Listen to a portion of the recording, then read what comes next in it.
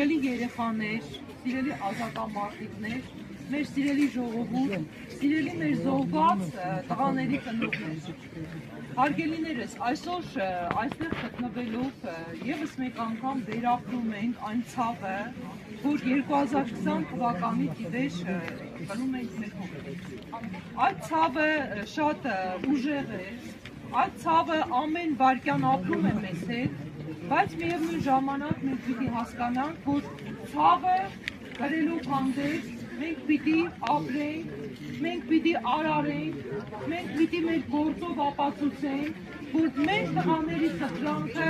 իջիկ չենք դարձնելու։ Լավագույն պայքարի ձևը, ես կարծում եմ, յուրաքանչյուրիս համար պիտի լինի գործը։ Գործն է անմահ լավ իմացի, որ ապրում է տարեդար։ Մեր մեծն Թումանյանի խոսքերը այսօր շատ արգելական են։ Մեր Մոնթե Մելքոնյանը ասում է, իմ կենացը մի խմեք, շարունակեք իմ գործը։ Մեր Մովսես Գորգիսյանը ասում է, սուգը հավերժ է, եթե պայքար չկա, ու այսօր մեր գործը պիտի դառնա այն պայքարի ձևը, որով մենք պիտի առաջ շարժվենք։ Ուսուցիչը պիտի շարունակի կրթել,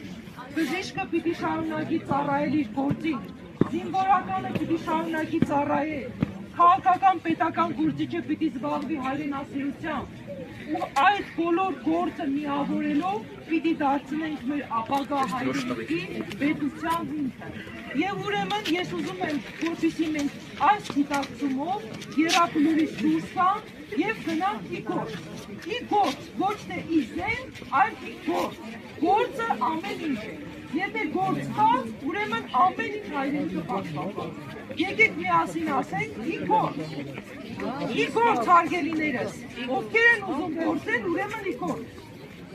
Եվ ես հետևելու եմ այստեղ յուրաքանչյուրիսը, ով այսուհետ ինչ է անելու, եւ դուք էլ հետևեք, ես ինչ եմ անելու։ Եվ միմյանց նկատմամբ պատասխանատվությամբ լցված մեր հայրենիքը տանենք դեպի այն ապագան, որին ցկվում ենք բոլորը։ Լավ, սիրելիներ, շնորհակալ եմ։ Մինչև բանալիք։ Մինչև